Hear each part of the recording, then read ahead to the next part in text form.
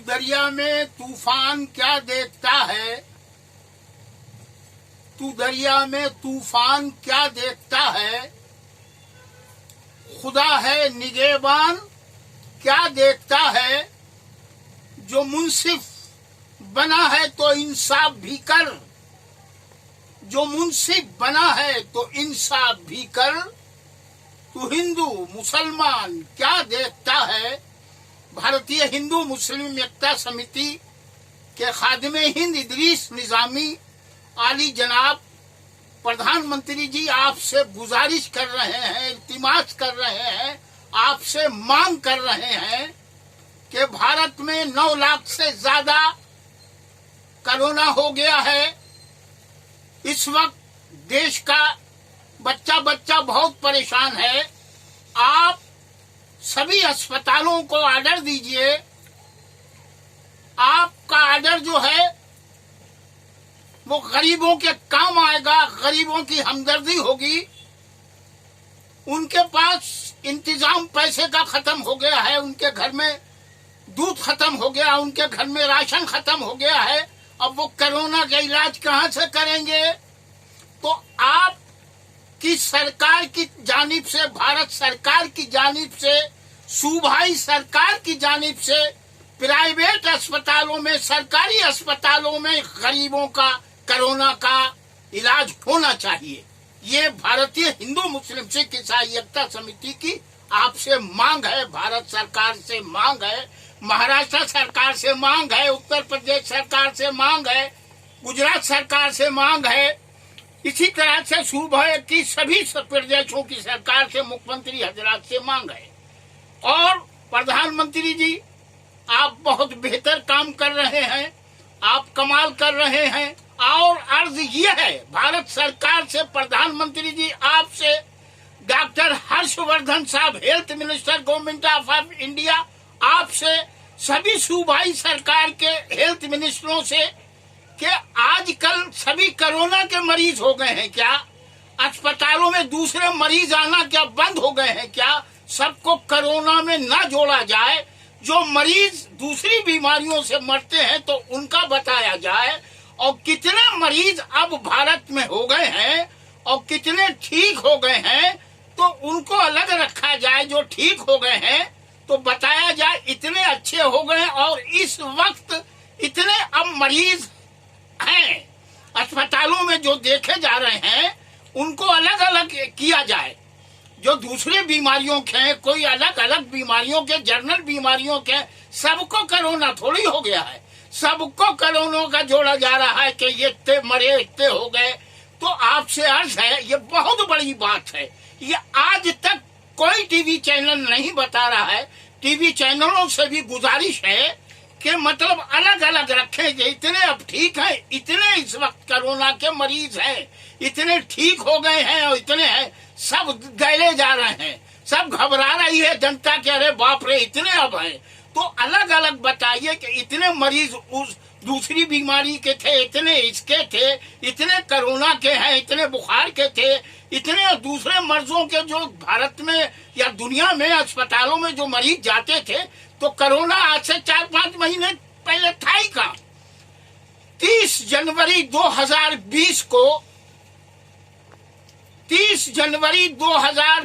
को भारत के केरला में अपने देश में पहला मरीज हुआ है।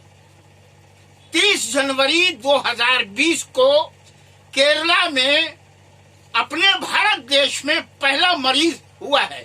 तो जब से अब तक क्या दूसरे मरीज मतलब अस्पतालों में नहीं आते? सबको कोरोना हो गया है। तो कोरोना के जितने मरीज हैं वो बताया जाए, और जितने दूसरे बीमारियों के उनको बताया जाए, और जितने ठीक हो गए हैं, अच्छे हो गए हैं, भारत में जितने अच्छे जल्दी हो रहे हैं दुनिया के किसी मुल्क में नहीं हो रहे हैं। हम भारत के डॉक्टरों को सलाम करते हैं, हम हेल्थ मिनिस्टर को सलाम करते हैं, आली जनाब प्रधानमंत्री जी आपकी सोच को सलाम करते हैं। आप कमाल ये कीजिए कि गरीबों का अच्छे से अच्छा खाने पीने का इंतजाम करवाइए, और उनकी दवा का भी इंतजाम करवाइए। जो कोरोना के मरीज अस्पतालों में बीमार हैं उनकी दवा का भारत सरकार की तरफ से, प्रदेशों की सरकार की तरफ से इंतजाम होना चाहिए। उनके पास इंतजाम नहीं है, उनके पास सब चीज खत्म हो गई है, उनके पास घर के जेवरात बिक गए हैं।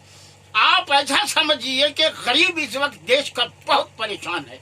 आप गरीबों की तरफ नजर कीजिए, गरीबों का इंतजाम कीजिए, आपका अल्लाह भला करेगा।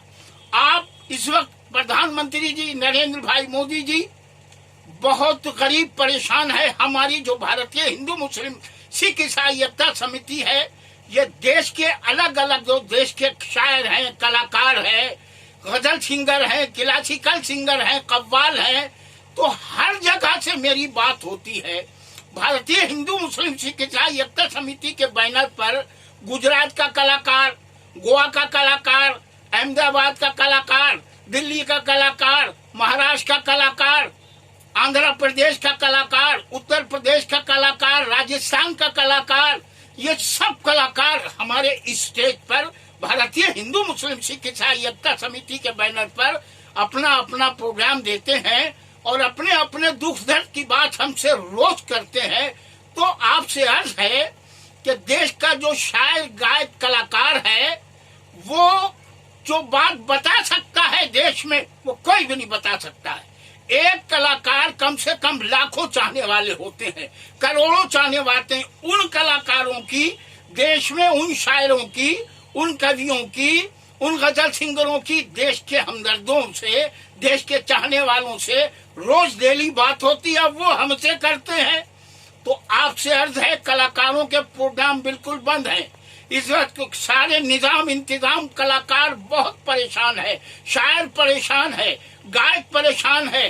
आप अपने अपने डिपार्टमेंट के सभी मंत्री हजरात अलग अलग जिलों में, पूरे देश के भारत के हर जिले में आर्डर दीजिए कि कहाँ कलाकार है, कहाँ शायर है। शायर जो है, गायक जो है, असली देशभक्त होता है, हमेशा देश का सोचता है, अच्छे शेर लिखता है, अच्छे प्रोग्राम देता है, पब्लिक को खुश करता है। अगर शायर गायक कलाकार जिस प्रोग्राम ना हो तो समझ ले वो सूनी होगी, वहाँ अंधेरा होगा। उजेला जो है कलाकार पैदा करता है, और कलाकारों के लिए आप खाने का इंतजाम कीजिए, दवाओं का इंतजाम कीजिए। दूध का बच्चों के घर में उनके दूध नहीं है, उनके लिए दवाइयाँ खत्म हो गई हैं, उनके लिए मतलब पेंशनें करिए। कलाकार बहुत परेशान है। प्रधानमंत्री जी आप इंतजाम कीजिए। आपकी भारत सरकार जिंदाबाद, सभी सूबाई सरकार जिंदाबाद। अर्ज ये है, आपसे अर्ज ये है कि गरीबों का इंतजाम कीजिए और भारत सरकार का दुनिया में नाम होगा। प्रधानमंत्री जी आपने कमाल किया है, भारत का नाम पूरी दुनिया में रोशन किया है। इस वक्त जो चीन से मुकाबला हो रहा है वो आप कमाल हैं, आप कमाल हैं, आप कमाल हैं। आपने पूरी दुनिया में जाकर दोस्ती कायम की है। आपका दुनिया के दूसरे मुल्क भारत का साथ दे रहे हैं, हम बहुत उन्हें सलाम कर रहे हैं।